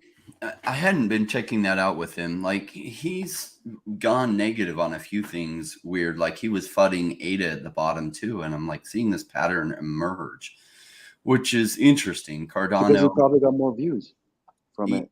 Yeah, and so like I want to like Paul Barron. Some of his stuff is really good, but some of his stuff is like literally pushing people out at the bottoms, and I get a little bit weird about that because I've seen what that impacts. Like, I hate it when people push new people out at the bottom by their stupid comments, right? Now, if they have an articulate comment, great. I'm all ears, but with their stupid comments, I just don't have much patience for that. Some people say, oh, you shouldn't let it affect you. And it's like, it doesn't affect me. Who it affects is the new people that think this loud voice of XYZ person who might be a 14-year-old behind a keyboard saying that it's going to zero literally will panic them out at the bottom. And that's what gets me upset, right? It'll cause somebody who was right on their thesis to then lose money at the bottom based on some inarticulate, probably a 14-year-old making comments on the internet, and they don't realize it's probably a 14-year-old, and the person doesn't know what the hell they're talking about. That's why I get a little bit weird with that stuff, that like, yeah, I get mad because it's hurting new people's opportunities. Awesome. Randy, did you want to respond to this one? Why have they stopped the community updates? When they started the community updates, or originally they didn't have it. They were just on Telegram always, and they were talking about what they wanted to do and plans, and it was all fun and exciting. And then as they got bigger, like, well, not everyone's on Telegram. You know, we kind of want to build a Discord that's good for community building. We have this, you know, Twitter we want to get on and build a platform there. You know, that's good for exchanges. That's good for licenses. Just be, oh, we have 100,000 people here, people in Telegram, people in Discord. So when they started doing them, it was for that reason. And then they couldn't really filter out questions. And VeVe Magic kind of got a little flack for this recently, but this is going in line with what they did. Like, they had gone on and said, hey, come on up and ask us anything. And maybe 25, maybe 30% of the questions like, oh, okay, you know, this is something that maybe hasn't been asked before, or is a good question that, you know, we can respond to that'll enlighten people a little bit about what we're doing here or whatever. Some of the same questions were just asked over and over each week. A lot of the trolls, like one Pokemon, a lot of trolls just coming up and just being ridiculous, like just making like fart noises and, you know, cursing at people because they wanted everything now. So part of the reason why I'm happy that they don't really do those anymore is because, and then they started doing them on YouTube after that, just going and saying, hey, here's what we're doing. There's a scene in Star Wars Episode 1, Phantom Menace, where Viceroy Gunray are talking about the Jedi that they've encountered over on the droid ship. And they're like, oh, they're asking if they should talk to that about Senator Palpatine. But no need to report that to him until there is something to report. If you go and you take a look at, you don't want to have a community update just for the sake of having a community update. And also, what company that's traded on the NASDAQ or the S&P like does this? They don't. They have their in, you know, July they'll have their Q2 earnings. You know, in October they'll have the Q3 earnings call. And they do that. They have 4 updates a year where they have selected speakers and have selected people come up and ask questions, and that's it. So VeVe and Ecomi are evolving, and they're a multi-billion-dollar company. So that's part of the reason why they don't have that anymore. I don't want to say it's beneath them. It's just like, hey, if we want to kind of do things the way that others are doing, that, you know, proven systems of success, you know, that's why. So I hope that wasn't too long-winded. I think the other thing to consider is that they're also trying to show us what they're doing instead of talking about it as well, because they've done too much talking in the past and not enough doing. So they're sort of trying to reverse that, which is hard. It's hard for people that when you like. I remember, Randy, you probably remember this as well. When they first started doing it, they were doing like every week, right? They're so transparent and they're just talking every single thing they're doing all the time. And so people got used to that. And then, as you said, like they did less and less, and they started doing YouTube videos and doing only once a month. And now they're not doing it at all. And so it's very difficult for people that had all that constant updates. And now that the team's too busy to do that, actually getting stuff done. So it's actually better for us. It just is more difficult to deal with when you're used to the constant updates. That's the easiest way to put it.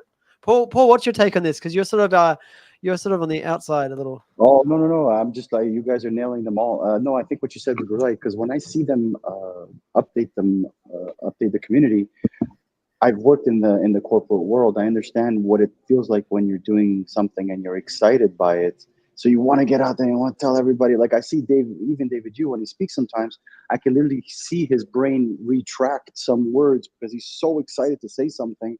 But I can see him like regurgitate the word and say, and he stops and he's like, they're just so excited. And it's almost like a naivete from it.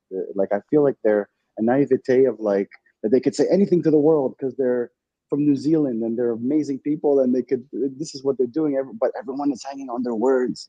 Everyone's hanging on it, you know? So it's like, it's so mean out there, you know? So that's what I feel too, is that they want to be transparent. And now they felt that they were giving out so much information and they felt it was hurting them. They were trying to be like nice by being totally transparent and guys, we're not fighting. It's not. We're not rug pulling. We're not going to do any of that. We're here. We're present. We're there. So I think that kind of like they kind of maybe felt like, oh, we're doing so much to be transparent. I feel like they kind of maybe grew up, like they evolved from it a little bit. So like you're saying, I think that yeah, it would be nice to have more. But again, they got Foster now, and again, they're working, and I guess they're this is like the second phase. They're figuring stuff out. Things are they're gonna settle, and things are gonna start to grow, and people are gonna be like, oh, that's why that happened. You know, so we're in that phase. You know, we're in that I can't phase. wait. I'm getting excited now, guys. You're getting me pumped up. Oh, me too. Yeah, Me too. and Foster's on the Ecomi side. They'll have somebody on the VeVe side. I was hoping they'd announce them by now, but I guess they'll announce them at another point. Randy, do you know if they've selected someone?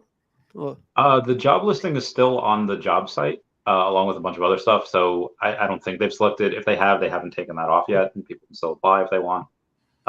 They might not even be looking at certain things up until, hey, we need to have this out there for like 1 to 2 months, and then we'll decide. Because you don't want to fill it in like 3 days, and then suddenly somebody really super qualified applies. Like a week later, it's like, we missed them. And they hired a second person for Ecomi, right? For the Discord to help manage Discord, that. yeah. So that's 2 Ecomi hires in the last week. Yeah. They're definitely ramping up for something. So I can't wait to see what that is. Right.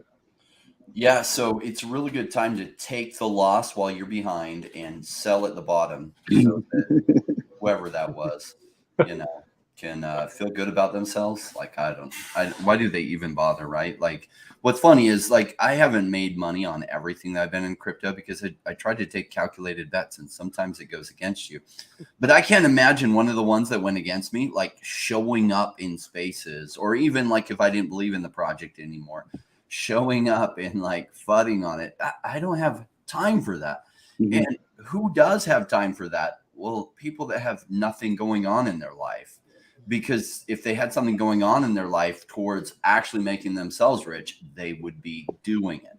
So notice the people that are doing that, like, probably are 14-year-olds, and they're living in their mom's house, and they have school to worry about and not much else. And so they don't have anything better to do with their time yet. But a lot of people are not taught this type of investment strategy, or like stocks is one thing, but crypto, the fact that it's still not accepted as something that is real, and NFTs, forget about it. Like, it's not even accepted yet. So to start talking about, like what you had said, like the emotion of selling at the low, and buying at the high. I did that a couple of years ago, but I was like, what am I doing? I was never taught the right way.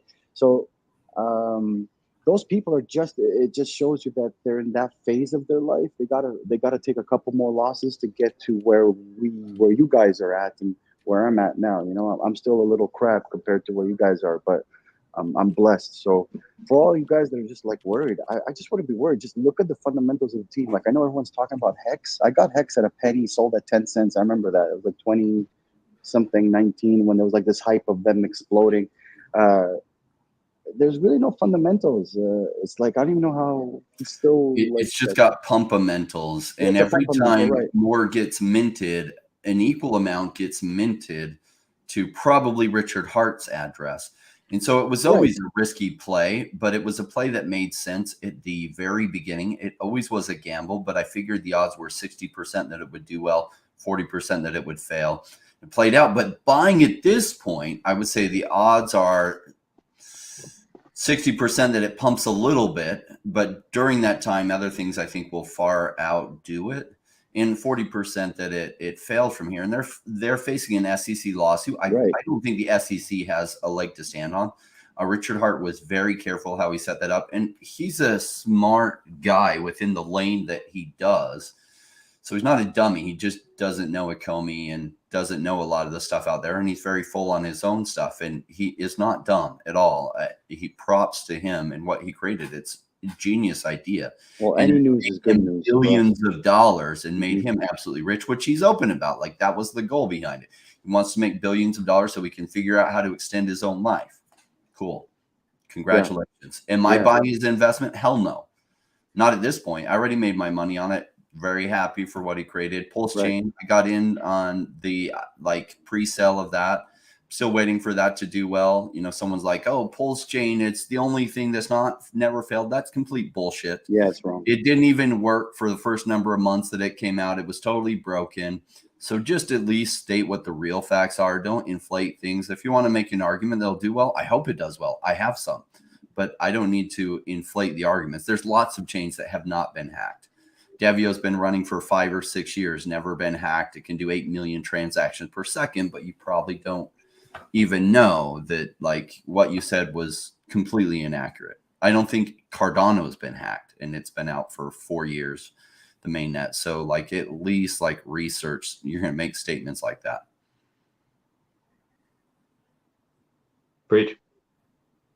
Yeah. I love Mike H. Mike always keeps us laughing. He does. He does. I'll put this back up just so you guys can see it. I heard what you guys said because my wife was talking my ear off. All I know is Omi's going places. Let's get it, boys. Want to have a Use beer a with bad him. word, which I just ignored. Paul, in Canada, Yeah. do you speak French? Je parle français. I also speak Italian. Oh, nice. Are you going to go to France for the CryptoXR event? I don't think so. I wanted to go to Comic-Con New York because obviously it's just a drive away, but I'm just so busy with gigs. I'm performing like a madman, so it's like I can't let go of these opportunities at the moment. But I understand. we shall see. We shall see. I wish. So you still perform like full time? That's your main gig at the moment? Yeah, Like, I get booked with a lot of like besides my artistry, I get booked as a musician for corporate events, private events, weddings, and things like that in Montreal. and you have a band as well? Yeah, I got a full-on talented, incredible band that they work with other artists. So we're kind of like a cool community. And the thing about Montreal, about crypto, maybe to kind of like shed the light, if there's anyone from Canada watching, I doubt it, because Montreal, again, they're sleeping. Everybody here is sleeping. I'm at Casa Crypto. Okay, this place is super cool. Like these guys right now, they're trading BTC and US. They're doing like stuff. Like I shouldn't even be doing what I just did. But like there's Bitcoin cookies there. If I take you're gonna see all this. And even they don't know what I'm talking about with VeVe. They just freak out. Like everyone is still slow to the process. Like everyone is still. I showed him the Walt Disney thing, and the guy freaked out. He's like, "Oh my god, oh okay, I did something with HoloLens and Microsoft, and they're doing the mixed reality, but I haven't seen this yet. This is cool." So just to say, in Canada, it's just a little bit slow. So every time I go out there and I talk to people, I just feel like the outcast of like what it holds. And forget about like just Bitcoin in general, like just NFTs. Like I'm even lucky I met 1-2 people that actually have VeVe. I actually saw them with the app, and it's because of me. And a lot of my friends that are in their 30s, they asked me recently, "What's a bear market?" And they have 50 grand in the crypto space. I'm like, "What are you talking about? You don't know what these terms are? Like, what's going?" And you just put 5,000 here, 5,000. Oh, I put about 50. I bought about $1 million Omi because he told me, but I don't know what that is. And that. But then I'll talk to other people more in the Jewish community, and they're on it. At the gym, I go to a gym, and the Jewish communities. Oh, I just missed that Myria thing. I was working out yesterday. Oh, I just missed it, and I did. And I go, guys, you got to check out Omi. You got to check that out. They're next level. Oh, they just want to get in, take 10 grand. Everyone, all their friends follow. Bang, it goes. So that's what we're kind of seeing right now in Montreal. They're kind of waking up to it, but the average Joe, oh my God, it's difficult. People don't understand it yet. You know, they don't get it. So Awesome. yeah. We've got a funny comment here with Philip. It's there's so many X accounts with the Omi symbol, and they just spend all day long fudding. Can't understand the mindset. Actually, it's funny. Imagine their day routine. Feels bad. Wake up. A lot of it was they got in 2021, right? So what has happened since 2021? Well, mostly a down market. Now, January 2022, the Omi token did go up to half of what its previous all-time high was. And the collectibles took off, but then it's just been going down. And so all these people, they assume that it's going to continue to go down like it has. And they don't understand the 4-year market cycle in crypto. They just are new. And so they're acting in emotional, they're acting from disappointment, they're acting from frustration rather than from education, of educating themselves about market cycles. Rather than looking deeper at things, they're literally just acting like emotional kids because they're completely new to this type of investing space. And it didn't go the way they had hoped it would. So they're just going to FUD and cry. In Twitter, anyone can be on there. And so they're just expressing their frustrations and hurt feelings. And they're going to learn. They'll be shocked when it flips around and they'll be like, oh my gosh, I don't understand it. And they're not wrong. They don't understand this. And they're just new. Now, a small percentage of them will wake up and they'll be like, oh my gosh, I didn't understand it. Maybe there's things I don't understand, and going to researching. And then the other ones will just be like, oh, it's just, they got lucky, and they won't acknowledge their own failures, their own missteps, their own lack of education is really why they missed this boat. And a lot of them came in because they see every 4 years, oh my God, a $27 investment turned into $6 million. That's what's going on. So it's people with big eyes and get rich quick. That's what's kind of enticing people in that I see. So that's why they're telling me, what's a bull market? What's a bear market? What's a spot ETF? My friend that bought his 50 grand in crypto. And he's like, what's a Bitcoin spot ETF? He goes, what is that? I'm like, are you joking? So it's like, I'm like, what? So we're like you said, I feel like we're late. I feel like I'm late. I wish I caught it in 2018, but again, it's everyone's slow up here. I feel New York is way ahead because they're doing a lot of new things. You know, they're on it, and the rest of the world has accepted it. But I think that this run, a lot of people are talking about the price. Where is it going to go, and blah blah blah blah. What do you think the price will be? It's not financial advice. We don't know where it'll go, but we're hoping to the all-time highs again and just a little bit more. And then maybe all the people that are flooding now are going to get in at 2-3 cents, and then it'll go to 5 cents. You know, so that's what's going to happen. You know, we might, and I'm talking U.S., so Canadian even better. It'll be at 8 cents, even better. What's Thank funny you guys. is the Canadian dollar is usually pretty closely related to the Australian dollar. Yeah, it's like, 1 for 1. Yeah. It's pretty close to, and often I post screenshots in our whale group sometimes of like my portfolio, and they're like, what the hell is AU dollars doing? And like, I forgot to change to US. I was about to get my passport. I was about to become an Australian citizen when I performed there. I love Australia. It's amazing. Even New York. Those are like my 2 favorite places I performed at. Even it was Egypt as well. But anyway, that's another story. You performed in Sydney, right? Did you perform in Melbourne as well, or Victoria? No, Melbourne nor, but Sydney was the Carter. It's like this popular club. I was the first artist to perform there, and an actress that's big, a Lebanese actress, Australian, Danielle Rame, her name. She's like this big Lebanese actress now with millions of followers. She interviewed me. It was hilarious. This was like, we're talking like 2014. I love Australia. I went to the Three Sisters. I saw that stuff. Like, I have cousins there.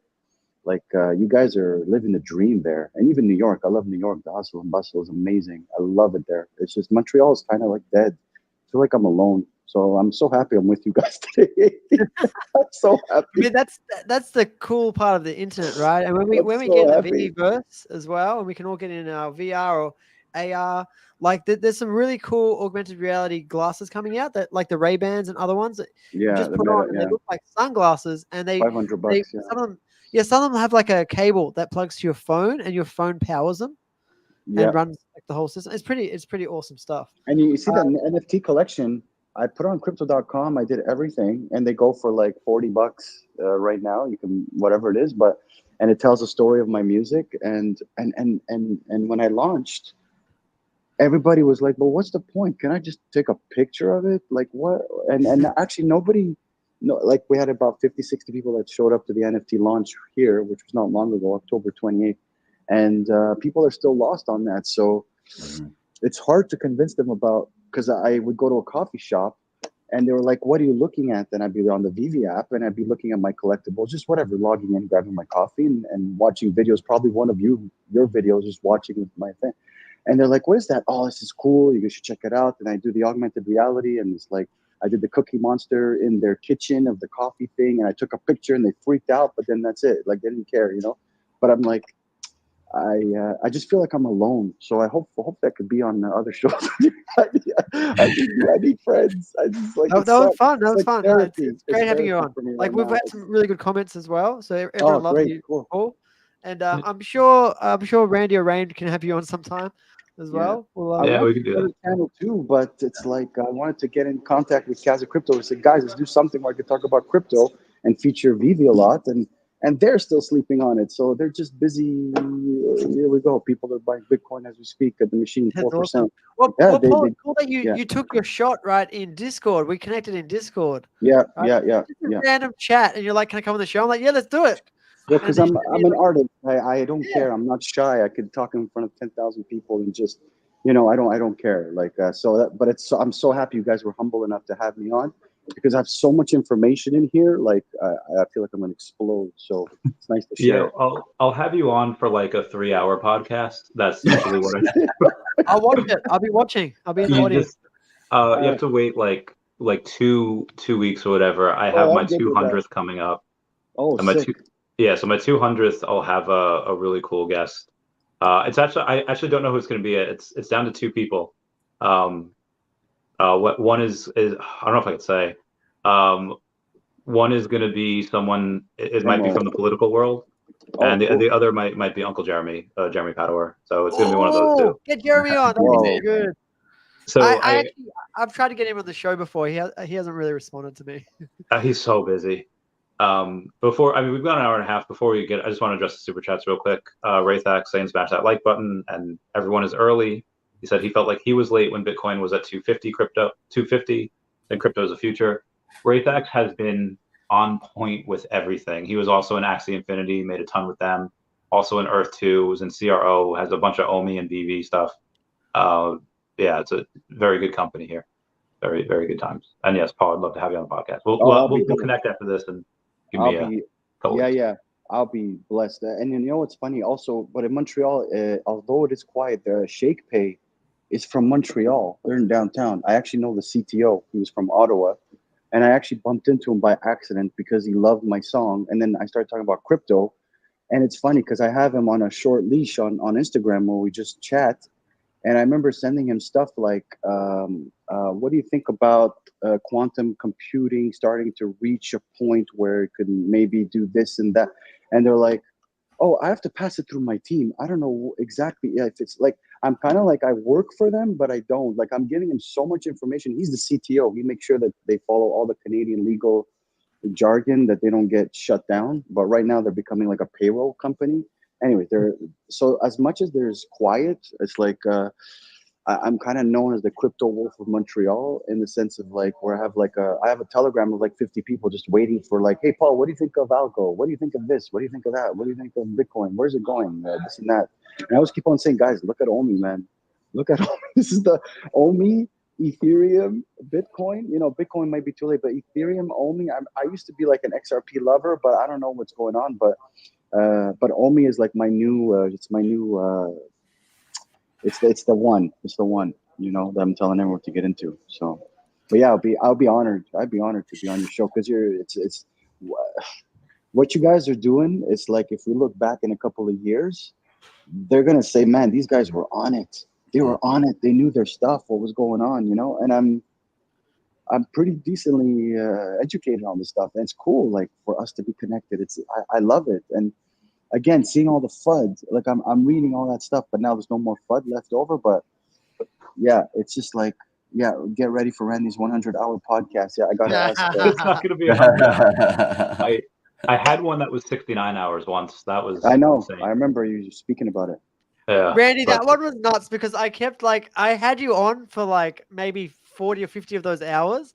Like I just had you running there all the time. I just had you running on like I'm making juice. I'm like we're eating food. It's just That's when you had David Yu, right? And I actually jumped on. I jumped on 2 or 3 times as well. yeah. Like, it was really fun though, that stream. I remember some of the time you were just like sleeping, right? You were just like out. Yeah, I had to take a couple micro naps because I was. I saw some screenshots of that. That was hilarious. The funniest I think on that was this guy he commented like, wow, it was like early in the stream, like this man's really been streaming for 18 hours.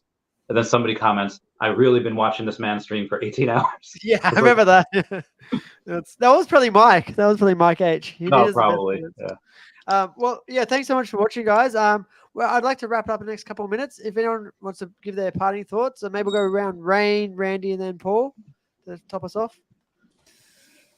Yeah, so great discussion. Great to have you on here, Paul. Montreal's a beautiful city. I'd love to come visit sometime. It's been on my mind to come out this next year, so we'll have to connect on Twitter because I'd love to come see you while I'm in town. It's been fun having you on talking about this. And, you know, like the price on OMI is way, way down. That's when I get excited as an investor, right, is when things are really, really cheap. And sometimes you get these windows when the FUD is real, people are like scared to death and they're saying all these dumb things.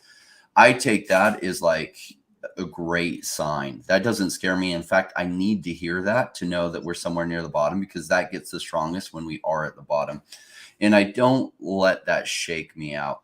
And so, like, Omi, you are in the right place, and Paul nailed it. Like, in a couple of years, it'll seem like we're visionary, and we're not visionaries.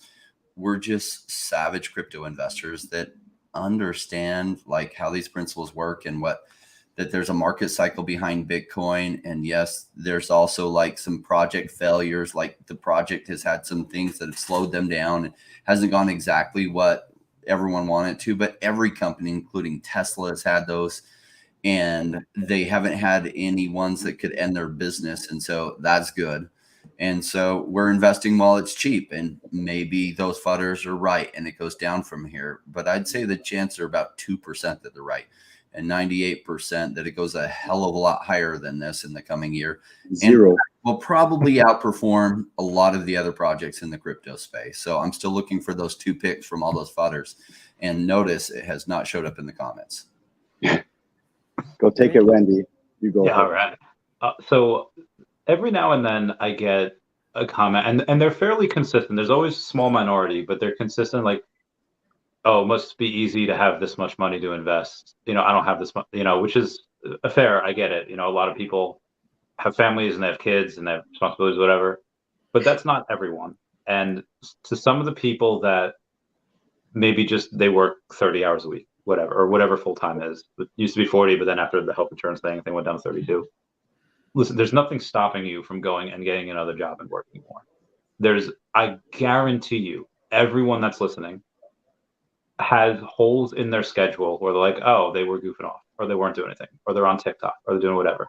If you go and do your best, your very best, and you work your face off, and you go and you find a mentor, and you invest in yourself, and you be the best at your actual job or wherever it is, in the next, 6 months to a year. Now, obviously, the bull market's going to happen probably right around in there before then. But I guarantee you have more money. I guarantee you if you start working 50, 60, 70 hours a week or more, you're going to have more money than you did when you were only working 30 to 40, and you're going to have a lot more money to invest. I'm not saying to go and neglect your family. I'm not saying to go and work yourself into a depression. I'm just saying that most people in the world are not doing things to the best of their ability, and they don't have like that schedule to go and maximize their schedule to make money. If you do that, I guarantee you, not only you'll feel better at the end of it, you're not going to have to do that forever. You'll just have more money to invest. And again, not financial advice. I won't tell you what to invest in. Just that I'm investing in Omi, and that's it. And I hope to have 180 before the end of the year. And then if it's down low enough, heck, maybe 200. We'll see. Do it. Yeah, I'll take. I had to let you guys talk first because you're the OGs. But if we're up to 5 people in here, that's the pure. So I'm just going to show you here their Bitcoin machine, which is super cool. You guys said it all, but like, it's a touch screen. Look at this bad boy. Oh, that's cool, man. Screen. Why can't you do Omi? They need to add Omi to it. I told them to add Omi actually, but you see, it's up to, you have to have about $1,000 cash in here to get in to start doing your stuff, and you get your wallet. So it's like one of a kind. Someone actually created it. Yeah, and everyone pretty much here is trading. They're just like trading BTC and stuff like that. But they have a whole cafe. They have I should get the Omi thing. They have Bitcoin cookies, the letter B. They have like charts everywhere. It's insane. They want to be like the Mac store of they should get an Omi cap, but they have whatever it is, eat, sleep, repeat, crypto. Yeah. So, but what you guys are saying is that we're so early. You could tell, look, this place is empty. It's just traders leveraging BTC USD. They're not even thinking about NFTs. They're not even thinking about Omis. They're not thinking about. So, guys, you just need patience. You just need patience.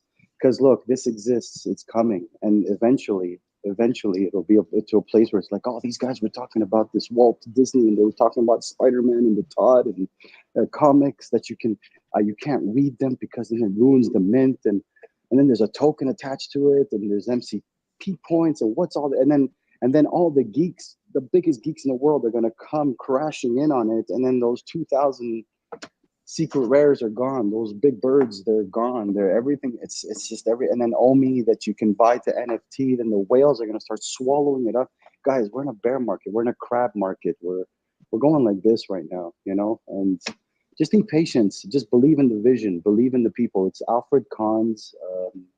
Like we said, it's his legacy. They're not going to screw this up. They're going to go slow like molasses to make it sweet, and they're going to make it right. And when it's right, everyone's going to come to the table and eat. They're going to come like starving. It's going to be like, what's that word? Sloth? It's like sloth. I forget the word, but yeah, it's just be patient, you know, and believe in the team, believe in the project, think future, and you guys would be OG as well, you know, and you can change your life. Like you were saying, Randy, yeah, they might not have a lot of money. I was blessed with that crazy Shiba Inu tweet, but still, I would still get into it now. You know, whatever I had, I would be aping in. I'd be like Blockchain Boy. He got a job delivering pizzas for a couple of years, the last bear run, and now the guy's a multimillionaire because he just shoveled all his salary from Pizza Hut delivering pizzas. You know, so guys, if there's a will, there's a way. That's Great. it. Awesome. Well, thanks I just so much messaged you on for your Instagram. call. Thanks, Oh yes, thanks, party Rain, time. and thanks, Randy. Yep. See you guys next. All right, Bye, guys. thanks guys. Oh, great to meet you. Yeah, you guys too, man. I love you guys.